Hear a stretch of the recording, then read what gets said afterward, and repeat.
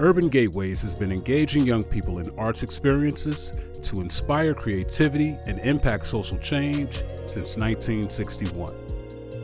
The following program celebrates the 60th anniversary of Urban Gateways. The Art and Speaker Series highlights the intersection between the arts and thought-provoking topics. Each event will feature compelling artists, some that are part of the Urban Gateways network and some from outside the reach of the organization.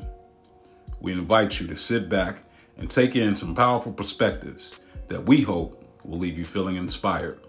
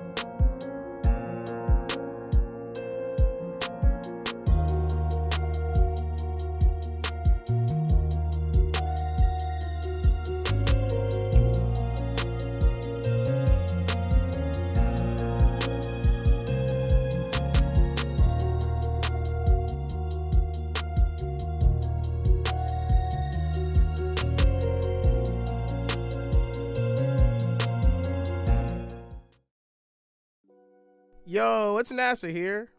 I am an artist and a street level participant. I was born and raised here in the city of Chicago. Today, I'm going to take you on a trip to different parts of the city to explore the topic of art and resistance. We will visit a few influential people on the way. Actually, let's meet them now. Sierra, Sharon, Mashawn, and Deanna all represent different parts of the city and different art disciplines. Let's learn a little more about them. I am a radio personality at Power 92 Chicago. All right, Power 92, #1 in the streets is your weekend. I've been in radio since 2012, interning, then worked my way up to street team member, board operator, producer, and now a radio personality. So I actually originally went to school for nursing. It wasn't something that I wanted to do. My family wanted me to do it because you always will have a job in the medical field. I'm a lover of music, debating, just good conversation, being around dope people. I went 3 whole years of trying to get into the nursing program, and I realized, like, okay, this isn't for you. You haven't gotten into the program yet. Do what it is that you really want to do. I just knew entertainment would be something that I eventually could see myself getting into. I finally switched over to communications, ended up doing media studies. It was just growing up, I just knew it was something that was different about me, and I knew I wanted to express it in a different way other than a typical 9 to 5. My art is voicing my opinion. My art is entertaining people. So everybody has a specific or certain art. You just have to dig deep in and find that. I love Chicago. I love the city. I moved here because I went to college here. I've taught almost all of my life in Chicago. I went into some coaching of teachers and also worked with students in all ages. I chose my occupation, I almost chose me, because my parents owned a music store. I have always been in music all of my life. And I started when I was little, playing piano and moving from one instrument to another. And eventually, when I went to college, I majored in music. But I have a second love, which is theater. But to have a major in music and theater at the college could probably kill you because it's so much time for both things at the same time. So I stuck with music, but I always try and incorporate a lot of theater and actually other arts in the teaching that I do with the kids, because I believe that it's important that the kids are exposed to all arts and not just one art or the other arts, but all exposure to arts.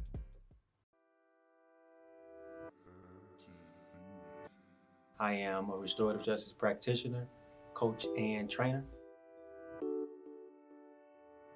I am the owner and creative director of Trap House Chicago, a restorative justice-based streetwear brand and boutique. Our vision is healthy communities of color that flourish due to a thriving local economy. All right, and our slogan is "We All Eat," which means when we run it up, we spread it around the community in a way that is sustainable, which looks like opening unused, opportunity-rich retail spaces. I'm a visual and conceptual artist. I create artwork that questions social norms that have been widely accepted. I had two close relatives. They both got shot, and one made it and one didn't. That really hit deep for me, and I knew I wanted to do something to really prevent other people from having the same experience. I knew what I wanted to do was also going to include like my art practice, what is authentic for me, and I started making merchandise, and just like praying for my life to be led in a particular way where I can make impact. I'm a Chicago-based visual artist, and I'm also a teaching artist.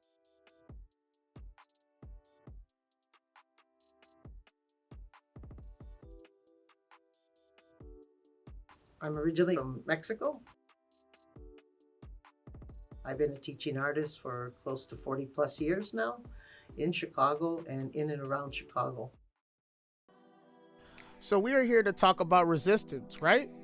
I know what I think of when I hear resistance. I think of my identity, freedom, rights, and what I'm doing to make a difference. I also think of who really has the power to make changes we've all been waiting for. Let's talk about resistance, y'all. To me, resistance is going against something, just rebelling against something. So that's as simple as I can put it, just going against something. For me, resistance is, in many ways, being and existing as to who you are. Oftentimes, as a person of color, the fact that we exist can be resistance. Culture is also resistance. Art is a form of resistance and can be purposely a form of resistance. Art is very useful. Art is also something that creates change, helps create change in a community and youth and people.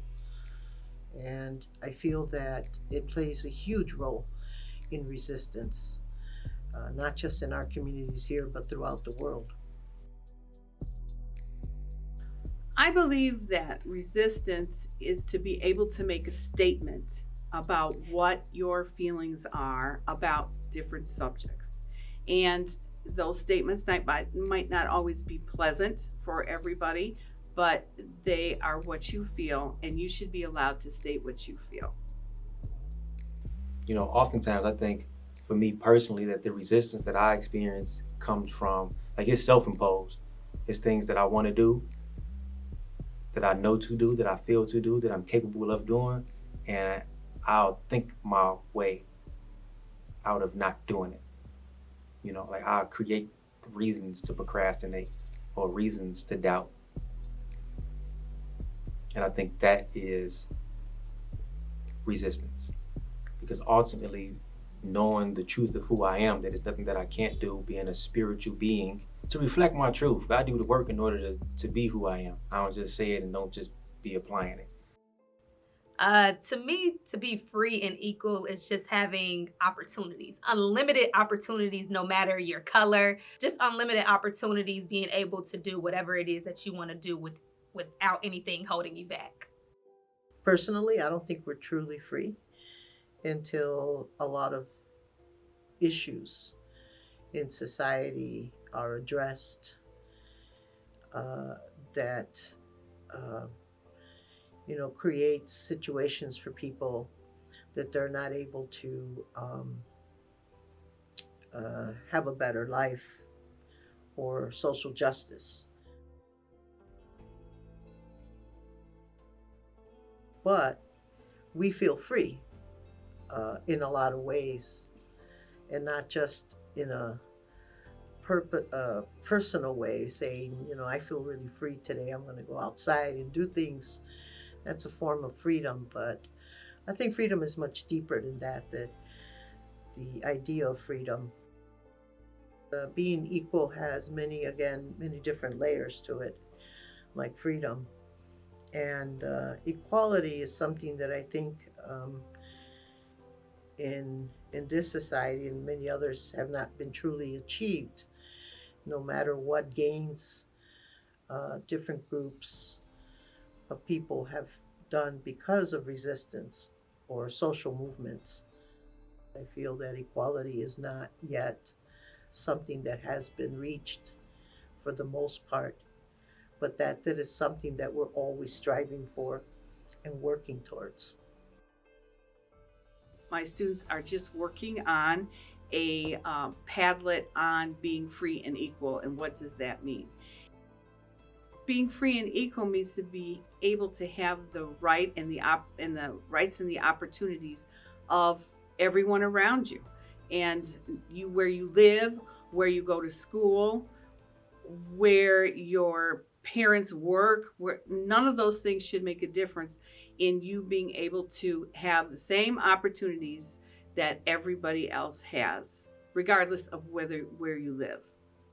When I think about power, I think about a number of different powers, like, of course, like, first, personal power. I think that comes from knowing who you are. Then I think about economic power.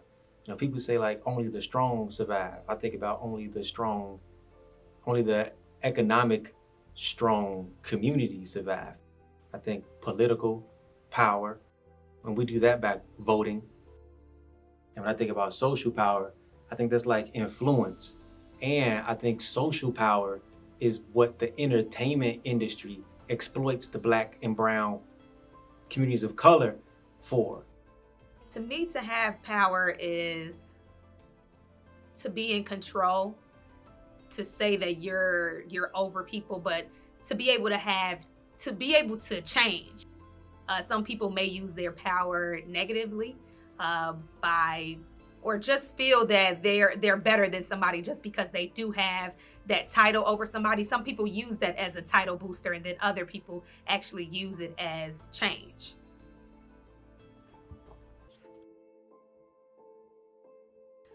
We think about power sometimes just as power with people who are important. For example, the president has power, or the police have power, or these people have power.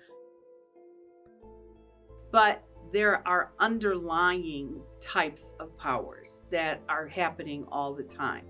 That person in the classroom that maybe likes to state their feelings very loudly, and so other people are afraid to say what they say. That person is in a place of power. People in school who make the decisions. They have power. And for our students to be able to feel that they have power means that they have to be able, that they have a voice in what they're doing, and that gives them some power. If they don't feel they have a voice, then that takes that power away from them. To have power is to be able to create the kind of world you want to have, create the kind of place, the kind of space, the kind of community you want. Power embodies not one person over another or one group over another, but a way to have a better existence, a better way of living, have more equality and quality in your life. And power means to be able to voice yourself, to have agency, to be heard. Man, times have changed. Back in the day, organizing was different. Leaders were different. Nowadays, we have social media. Both the media and social media play a major role in resistance. I don't know how they talk about social justice or restorative justice in the media. You have the people who really mean good, and then you have the people that use it for clout, or the people who just post because they're outraged and post because they see other people posting about it, but they really don't have any action behind it. I think the media tries to put a spin on social justice, restorative justice, that will get the most viewers. I don't know if they always are taking up the actual social right or whatever it is that the people are trying to say. They're doing it so that they get more viewers. And sometimes it's hard to find your way through what you're seeing and what is the truth. Like the day of the blackout, a lot of people were posting their page being blacked out, but didn't even really know why they were doing that. And it also, to me, it made me think like, okay, well, why are we doing this? Like, what action could we be taking instead of just blacking out our social media? Because how I looked at it is that we're using this day to silence ourselves, when it could have been a day of us also posting just informative things instead of just blacking out our page. A lot of people are using social media or using activism to get likes. And then there's people who's actually out in the field every single day fighting for social justice. Over the last few years, there's been a whole lot of grants for art projects to have to do with social justice, social reform, change, artists of color. I would imagine that the media would talk about social justice and restorative justice in a way that makes it comfortable and digestible for majority of the people who might be watching it, which I'm assuming could be people who don't want to feel blamed. I would think that it's watered down and weak and not impactful. And I would think that it would appease the people who want justice just by saying the buzzy words like social justice, political reform, restorative justice, and abolishing the police, But like, is it really impactful? We look at what's happening in Latin America today, in Colombia, and the repression that's happening there, which you hardly hear anything about it in the news. You have to go through social media to see things. I don't know if that's great, but the media in general, I think,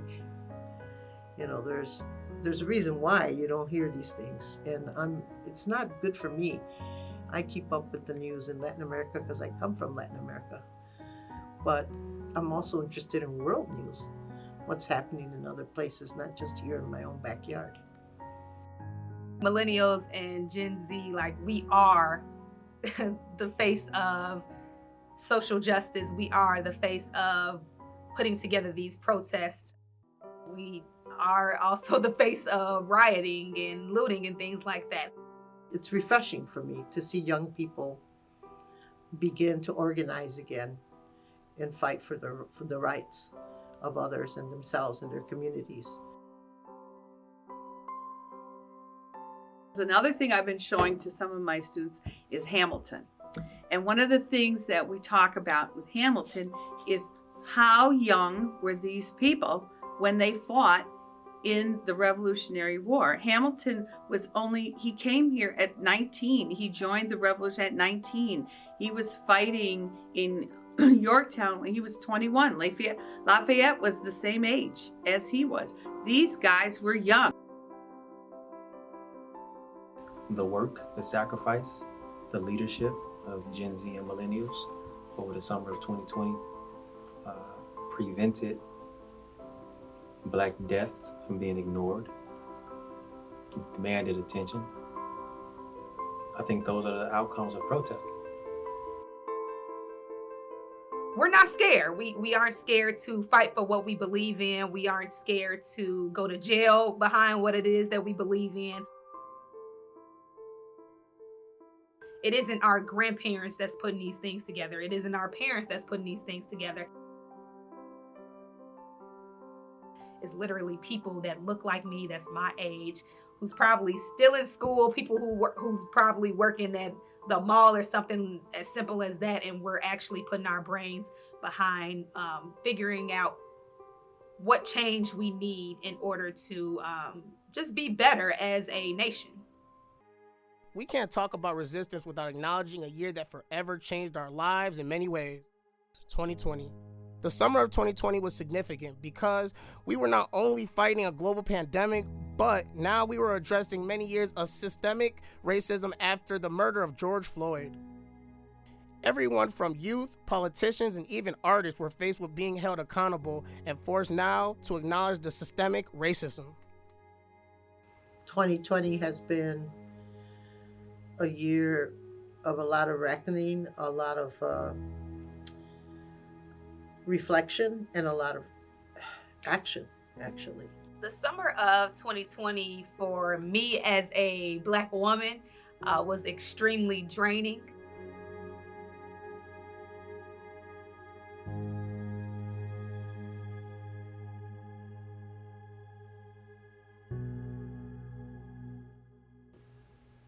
Black men dying is not new to me. And I don't say that in a way that means that I'm desensitized to it or that it's normal. It's normal to me. We've all seen social injustice. We've all seen police brutality. But last year hit a little different just because we were in an entire pandemic. So not only did people have to worry about losing their jobs, wondering where their next meal was going to come from, how they were going to pay their bills, but we also had to watch another Black male be killed on camera. When I found out about George Floyd's murder, I was just getting off the phone with someone that I love. I've known this sister for some years. She was sharing the news with me that her big brother, which is around my age, just got murdered. So when I think about the murder of George Floyd, I think about his daughter. I wonder what's life like for her, because I have a daughter.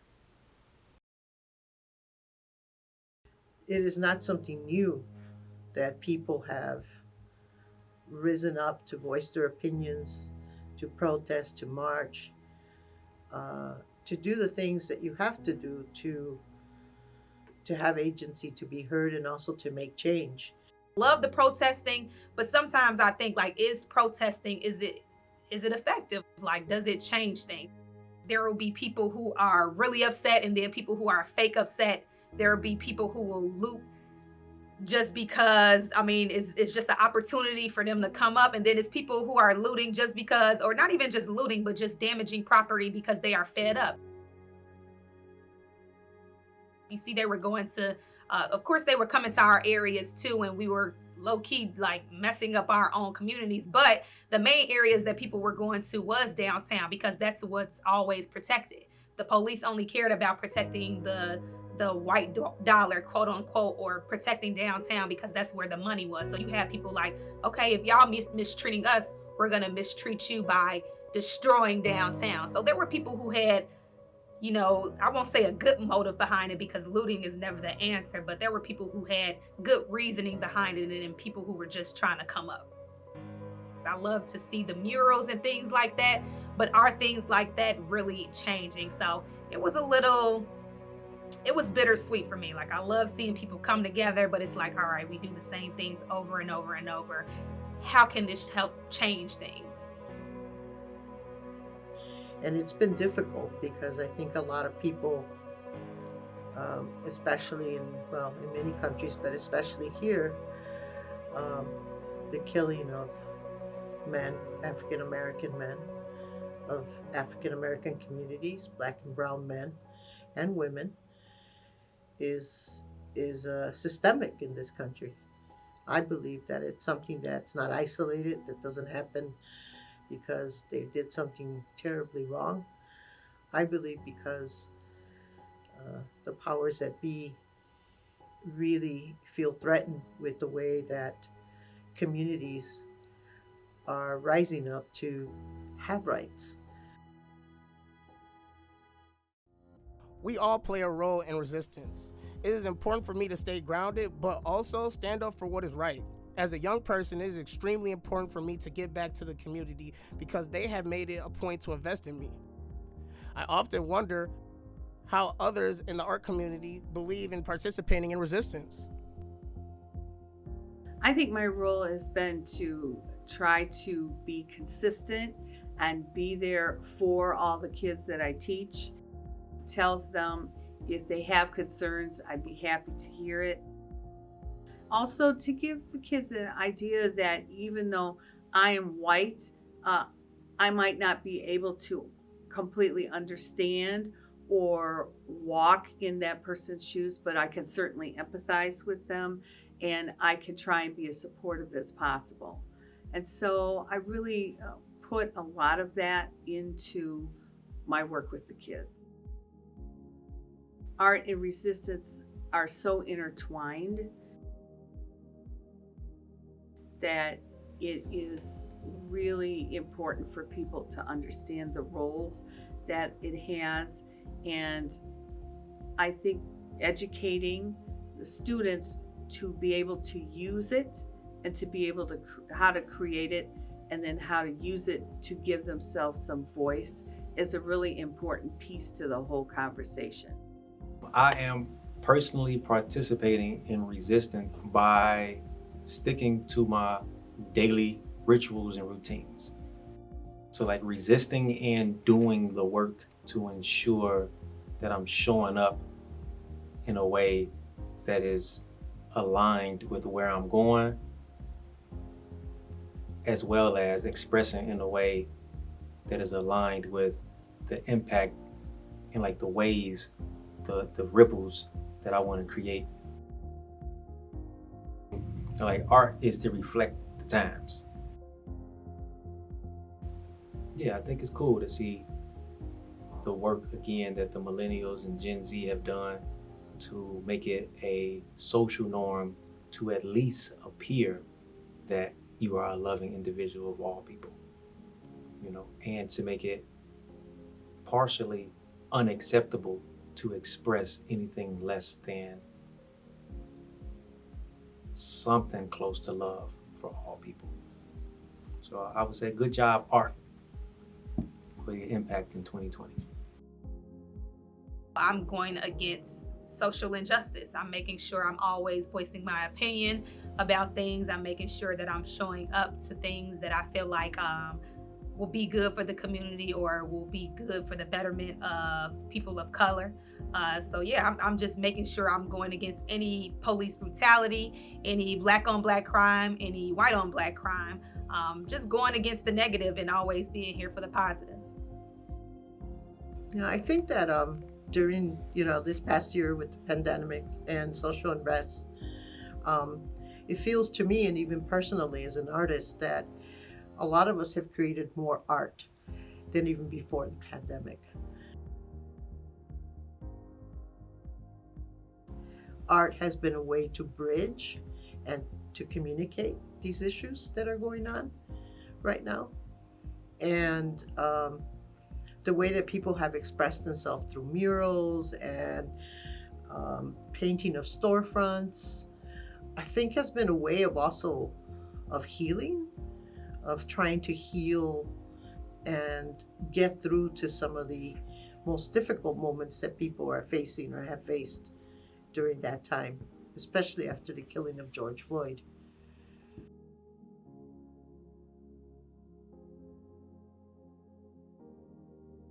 As an artist, I've been able to create more art through my teaching jobs, working with youth and communities, but also my own practice has allowed me to, during the pandemic, I went back to photography, and I was able to use my photography that I did in the past as a photojournalist to create ways for us to discuss issues that are still very prevalent today.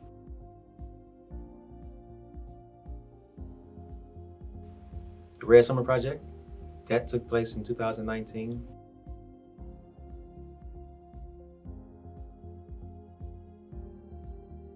Myself and 3 of my brothers, we toured of North America, 27 cities over the course of 30 days, promoting peace circles, having peace circles, doing color sessions, street performing, and certain cities where we didn't have plans, we went there with our hearts and our eyes open for places that we can learn from, make an impact, and not one city did we not have a space for us to activate and meeting people. And you got some people that's not in the community of color, that they heart there. It let us know that there's more people out here with love than people out here with hate. It was a beautiful act of healing and sacrifice. It's a whole lot of people out here that's doing good deeds, good work. They got businesses set up, community organizations, and ain't nobody putting no cameras on. I really feel that mentorship and allowing youth to have agency through art and through social justice programs like writing and peace programs are essential for youth to have a different perspective and to also become part of the community and part of the world of teaching other youth and working with community and not forgetting community. So what I would say to a young person that's interested in being in radio, I would always say network. Make sure you are meeting the right people. Internships are the best way to start off.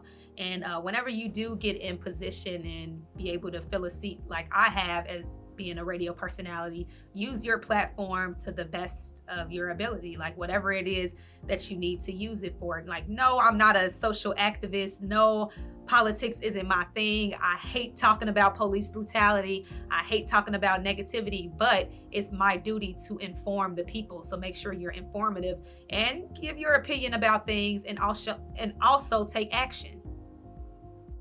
I hope that Sierra, Sharon, Deanna, and Mashawn encourage some of you to begin to have courageous conversations about resistance.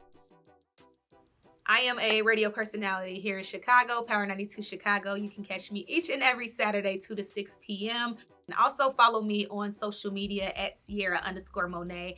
I have a IG series behind the brand that I am starting back up. So if you are a person who has a brand that you want exposure, or if you know somebody who has a brand who deserves more exposure, definitely hit me up and I would love to sit down and talk to you.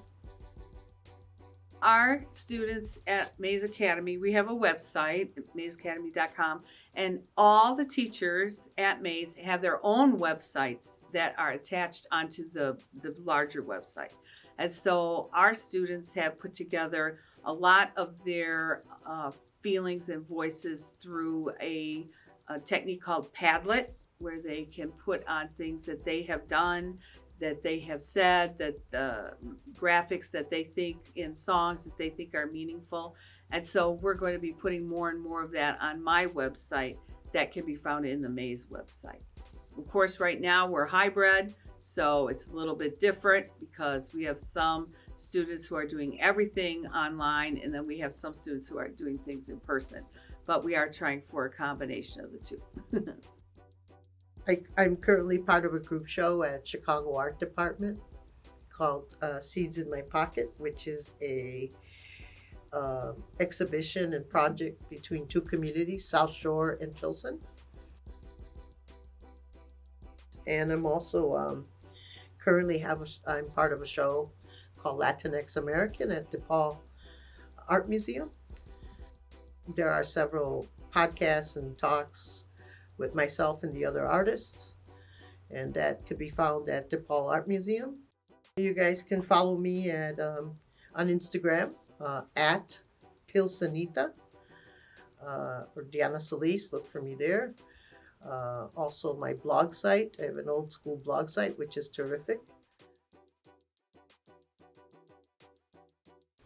So at Trap House Chicago, we are going to be launching another campaign this summer called the Restore Project, where we will be fundraising through merchandise sales, all right, the money that's necessary to reopen opportunity-rich spaces, first on 79th Street, and then we're gonna start moving to different communities of color.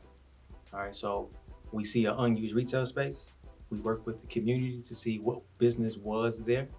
Why did it leave? Why did it close? All right, what vision for a business do we have for this space? We put the budget together, work with those who we need to from a contractor standpoint to local elected officials. And then we take that vision and we put it on our social media. We print up the marketing materials, take it throughout the community. Bam, we have a fundraising goal, date, we run it up, we reopen the business. Definitely tap in with the brand Trap House Chicago on Instagram at Trap House Chicago. All right, Twitter, Trap House Shy. If you would like to, you can follow me on Instagram, my personal page, Mashan_Ali. On my personal page, I do a lot of talking about restorative justice and some behind the scenes work of Trap House Chicago and different projects. We will be having monthly Peace Circle Keeper trainings throughout the spring and summer. So definitely tap in. And that's it. It's been a pleasure being here with you all, and I look forward to connecting.